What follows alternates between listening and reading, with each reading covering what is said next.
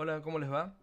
Hoy quería mostrarles o traerles una idea o un concepto que me estaba dando vuelta por la cabeza. Bueno, hay muchas cosas que hemos estado viendo en este tipo de videos, por lo menos en esta categoría, que es indagar un poco más allá de lo clásico de la programación orientada a objetos, por lo menos de las posibilidades que nos dan los lenguajes que utilizamos y cómo bueno, podemos ir jugando un poco con estos lenguajes. Bueno, y la idea o esto que me estaba dando vuelta era el motivo de por qué muchas veces o en general solemos adoptar determinadas tecnologías o determinados frameworks o determinadas herramientas que van apareciendo en el mercado y las tomamos directamente como si fuesen nada, lo mejor de todo y como que nos van a otorgar algún beneficio particular.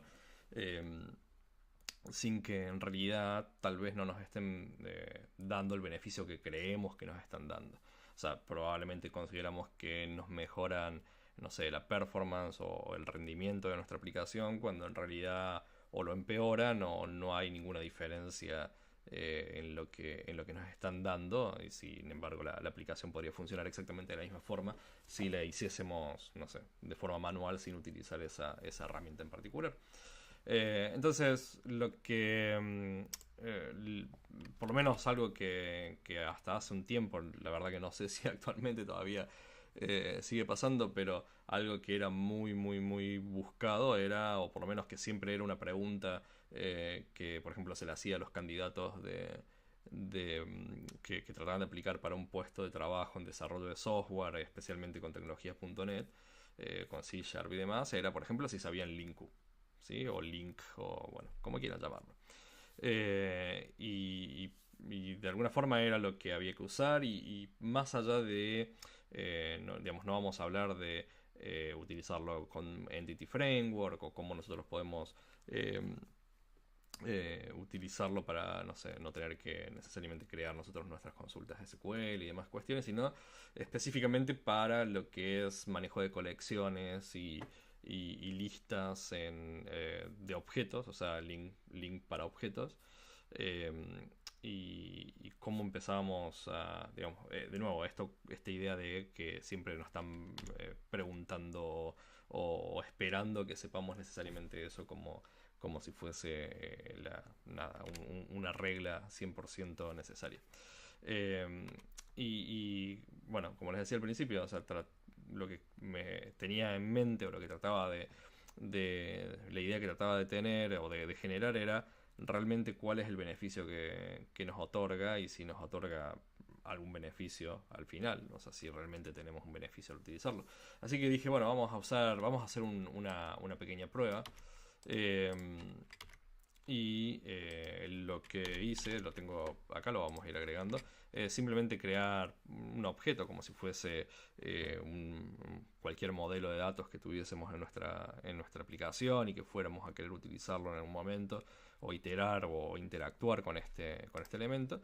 Y la idea era, bueno, teniendo este modelo que nada más tiene una propiedad ID y un string simplemente como para tener información almacenada ahí adentro. ¿Qué pasa cuando nosotros, por ejemplo, hacemos una búsqueda, hacemos un where o un first o alguna cosa que nosotros podamos decir, obtenemos n cantidad de datos o un dato en particular en base a una condición que nosotros estamos tratando de utilizar? Así que, teniendo en cuenta eso, lo que dije, bueno, vamos a probar y vamos a ver qué pasa si, por ejemplo, voy a cerrar esto acá. ¿Qué pasa si, por ejemplo, tenemos una lista, ¿sí?, de esos elementos o de ese modelo y le cargamos, no sé, vamos a ponerle, no sé, 1000 elementos, ¿sí? Entonces nosotros tenemos simplemente 1000 elementos en los cuales vamos a crear esa lista y nada, lo tenemos ahí. Lo que queremos hacer ahora es tratar de iterar esa lista y de buscar esa lista o buscar algo dentro de esa lista. Así que vamos a crear una función que le voy a llamar link search en este caso, ¿sí? Y vamos a buscar por un ID en particular. O sea, en este caso para no hacerlo más complicado, no tener que cargarle nada extraño, simplemente le vamos a pasar un ID que va a ser equivalente al mismo tipo de dato al ID que estamos buscando, y lo que vamos a querer hacer acá es una búsqueda simple diciendo obtenemos, le voy a poner element, obteniendo el primer elemento que encontremos donde la condición ID se cumple, ¿sí? O sea, nada raro, nada extraño. Entonces, si por ejemplo vamos acá, lo que voy a hacer es vamos a crear una instancia de esa clase y vamos a llamar a este buscador que hemos hecho, pasándole un ID aleatorio. En este caso le voy a pasar el ID número 2. Por lo tanto, vamos a esperar encontrar dentro de estos elementos ese ID o ese elemento. El punto es, o sea, esto lo podemos colapsar.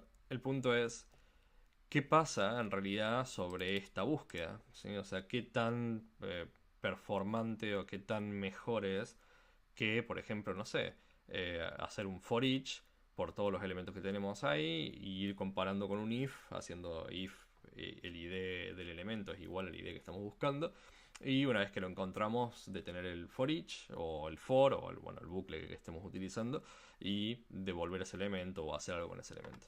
Entonces, para ver eso, para ver cómo funciona, lo que vamos a hacer es simplemente agregar este stopwatch, que lo que nos sirve es para saber, por ejemplo, si no lo han usado nunca, es creamos este medidor de tiempo, sería como un cronómetro, y le decimos que empiece al momento en el cual nosotros queremos empezar a hacer algún proceso, y una vez que termine de hacer ese proceso le decimos que termine, y lo que vamos a poder hacer es ver, por ejemplo, cuánto tiempo tardó entre el start y el stop, para saber más o menos cómo se comportó ese funcionamiento o ese elemento, ¿sí? Así que lo voy a ejecutar y vamos a ver qué pasa en este caso, ¿sí?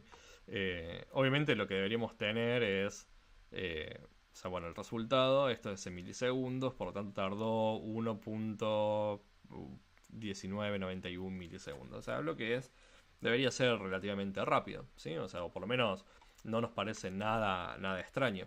Lo que voy a hacer es decir, bueno, ¿qué pasa si, no sé, agrego más elementos? ¿Sí? Voy a agregar 10.000, 100.000, 1.000.000 de elementos, como más o menos teníamos al principio.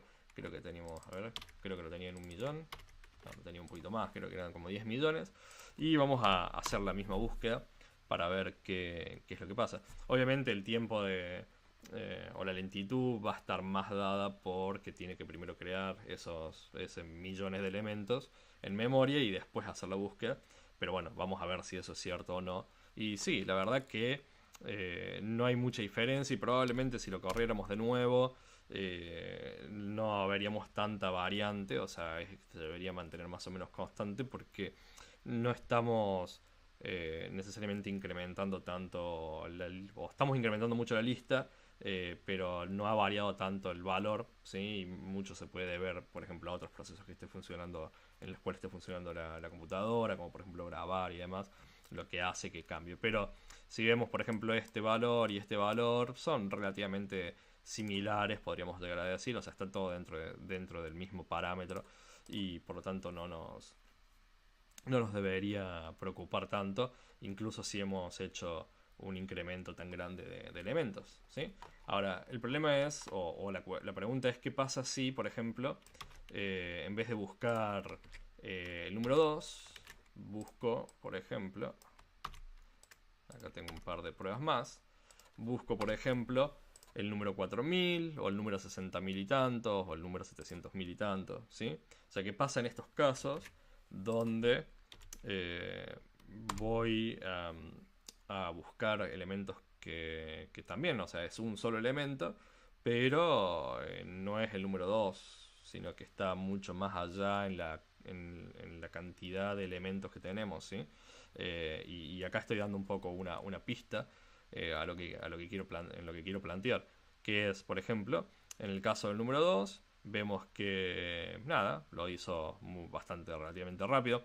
Esto es, de nuevo, es una cuestión de memoria y demás cuestiones que uno puede hacer más rápido que el otro, pero fijémonos que a partir de este punto, por ejemplo, el número 4000, que de hecho, si nosotros lo tomamos como una lista, está en la posición número 4000 de esa lista, o sea, tenemos 3999 elementos antes, tardó esta cantidad de tiempo. Si vamos a 60.000, tardó bastante más, y si vamos a 700.000, tardó mucho más. O sea, que quiere decir que cada vez que nosotros nos estamos yendo, por más que estamos buscando un solo elemento, nos estamos yendo cada vez más al final de la lista, lo que está haciendo es tardar cada vez más. O sea, mientras más elementos tenemos, o sea, o por lo menos no se trata de la cantidad de elementos que tengamos dentro de nuestra colección de datos, sino que se trata más de qué tan profundo estamos yendo a buscar ese elemento.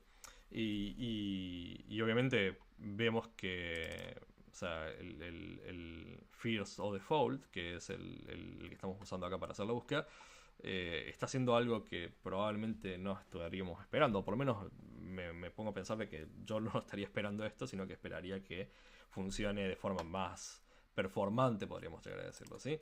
Y eso se debe, el problema en este sentido se debe a cómo están implementados los algoritmos. Esto se llama Big O Notation, o notación de la gran O, podríamos decirlo, que son, en términos matemáticos, hay big, alfa, teta, hay varios de este tipo de notación para definir diferentes tipos de límites, pero normalmente a nivel de algoritmos computacionales solemos usar más esto.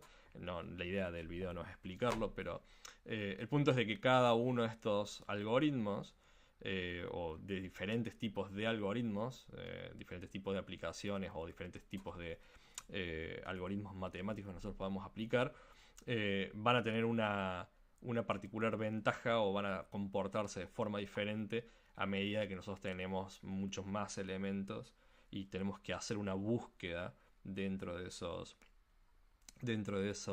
lista de elementos. O sea, vamos a tener una mejora en la velocidad, y como podemos ver, hay algunos algoritmos que se mantienen constantes en la subida por más que empecemos a agregar elementos. Hay otros que van a ir tendiendo a ser más performantes, y bueno, van a servir para hacer cálculos más rápidos, o que van a obtener mejores resultados.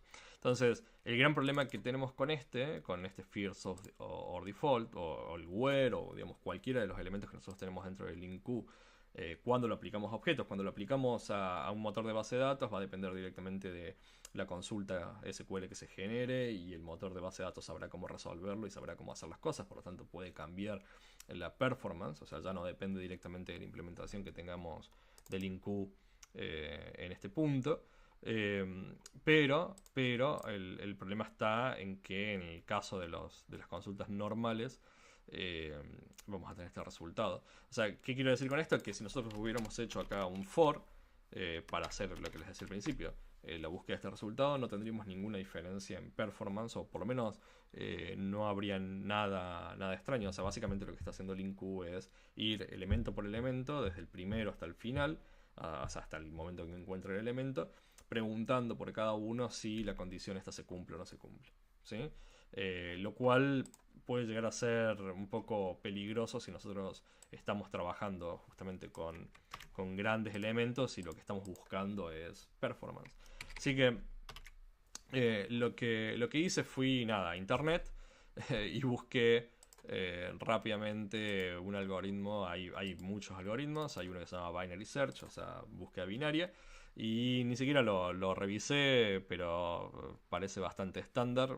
Simplemente copié y pegué, así que no es de mi autoría, pero es bastante estándar. Y básicamente lo que hace, si ustedes no lo conocen, es teniendo obviamente una lista ordenada. O sea, esto es importante porque tenemos que tener la lista ya ordenada. Ahí, en ese sentido, no necesariamente estoy haciendo trampa contra LINQ, porque LINQ ya dijimos que va a ir elemento por elemento, desde el primero hasta el final, preguntando. Así que si es ordenada o no ordenada, va a ser exactamente lo mismo. Probablemente si fuera desordenada y el valor este está más cerca de el principio lo va a encontrar más rápido que si este está más al final. Es la única diferencia. Pero el punto es de que, bueno, en este caso simplemente estamos creando los elementos y poniéndole el valor de i, o sea, 0, 1, 2, 3 a cada uno de los elementos, por lo tanto está ordenada. Entonces, en una lista, volviendo al tema del binary search, en una lista ordenada, lo que básicamente hace el binary search es partir la lista por la mitad, ver si el número que estamos buscando o el elemento que estamos buscando es mayor o menor a esa mitad. Si es menor, se va hacia el lado izquierdo, parte ese resultado a la mitad, se fija si es mayor o menor, va hacia un lado o hacia el otro, parte a la mitad. O sea, básicamente está dividiendo los elementos o la lista de elementos por la mitad en cada interacción y así va buscando el elemento. Por lo tanto, no tiene que hacer una secuencia, un barrido de todos los elementos hasta encontrarlos, sino que obviamente va a tener menos accesos a al array o a la lista que tengamos, va a tener muchos menos accesos y por lo tanto debería ser mucho más rápido, ¿sí? Entonces vamos a ver qué es lo que hace esto contra la misma lista y vamos a ver si eso es cierto, ¿sí? Entonces tenemos exactamente los mismos valores, ¿sí? Tenemos los mismos valores, o sea, tanto para la búsqueda con LINQ como para la búsqueda con el binary search, y deberíamos ver que esos números, obviamente, cambian bastante, deberíamos ver, esperemos, comparativamente, ¿sí? Entonces acá tenemos de nuevo first or default de LINQ, los mismos parecidos, los mismos números, más o menos, pero de nuevo va a depender de la máquina en ese momento, comparados contra, ¿sí? Comparados contra el binary search, que la diferencia es brutal, o sea, es significativamente superior a hacer este tipo de búsquedas que simplemente hacer la búsqueda con LINQ. Y eso nuevamente acá tengo también todo bajado de internet. Lo que vemos es por lo menos dos de estos elementos que estamos viendo acá, o sea, una búsqueda lineal. Lo que vamos a ver es a más elementos, básicamente se va a seguir sumando, digamos, el tiempo. Y en el caso de binary search va a tender a, si bien va a seguir sumando, o sea, si tuviésemos miles de millones de registros, obviamente esto va a seguir subiendo, pero por lo menos podemos mantener o podemos obtener una mejor performance, ¿sí? A la hora de hacer una búsqueda que si lo hiciéramos de la otra forma. ¿Esto quiere decir que no debemos usar LINQ? No, para nada, obviamente que no. Solamente que si nosotros efectivamente estamos tratando de generar o de hacer aplicaciones que tengan mejor rendimiento, o que por ahí no sabemos por qué nuestra aplicación se comporta lenta o extrañamente, no, muchas veces no depende, digamos, de la gracia o de qué tan lindo se vea nuestro código, qué tan simplificado se ve nuestro código, sino que va a depender directamente de qué está haciendo ese código en comparativa con este otro, por ejemplo. O sea, en el caso de esto de ser una sola línea, pero que es una búsqueda secuencial básicamente, y en cambio esto que ya tiene algo más de manejo de búsquedas, o por lo menos de manejo algorítmico, y va a tener un mejor resultado, ¿sí? Así que nada, eso, y espero, bueno, que les sirva. Ya saben, no se olviden de darle un like y suscribirse, ese tipo de cosas que efectivamente ayudan al canal y a que sigamos mostrando cosas, ¿sí? Nos vemos en la próxima. Chao.